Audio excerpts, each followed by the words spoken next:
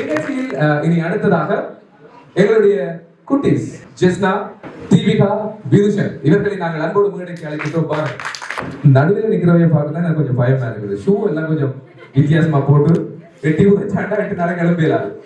Okay, சரி பார்க்கலாம். யாரு முதல் கதைக்க போறீங்க இதுல? திலக்ஷயா? ஓகே, விதுஷன், இந்த திரைப்படத்துல பணியாற்றி உங்களுடைய அனுபவம் பற்றி எங்களுடைய பார்வையாளர்களோட நீங்க ஒரு சில வார்த்தை. அனைவருக்கும் வணக்கம்.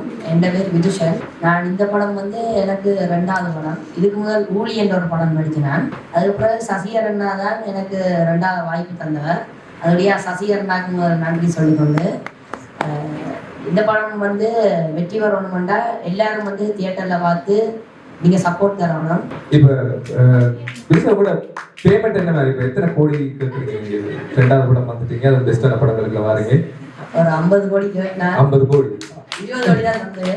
நாங்க எப்படி 50 படம் எடுத்துடலாம். Okay, thank you. அடுத்த குட்டி, உங்களோட பேர் என்ன? அனைவருக்கும் வணக்கம். நான் பேர் கேட்டேன். என்ன பேர் உங்களுக்கு? தீபிகா. என்னையும் மதிக்கணும், நான் பாவம் இல்லை.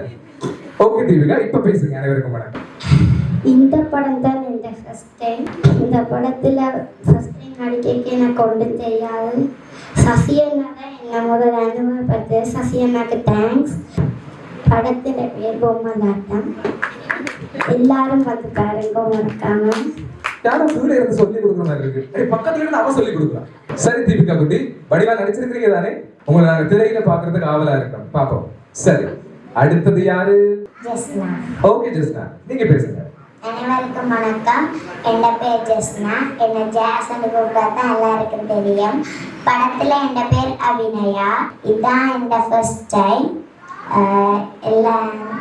எனக்கு ஸ்டார்டிங்ல வந்தோம்னா ரொம்ப பயமா இருந்தது. இப்போ இந்த எல்லாரோடையும் கதைச்சு பழக அப்படியே பழகிடுச்சு. எனக்கு எல்லாருமே ரொம்ப சப்போர்ட்டா இருந்தாங்க. முக்கியமாக என் அம்மாவுக்கும் சசியண்ணாவுக்கும் தான் தேங்க்ஸ் சொல்லணும். அம்மா தான் எனக்கு ஊக்குவிச்சவா. எல்லாரும் டிசம்பர் மாதம் தியேட்டரில் படம் பாருங்க. நன்றி.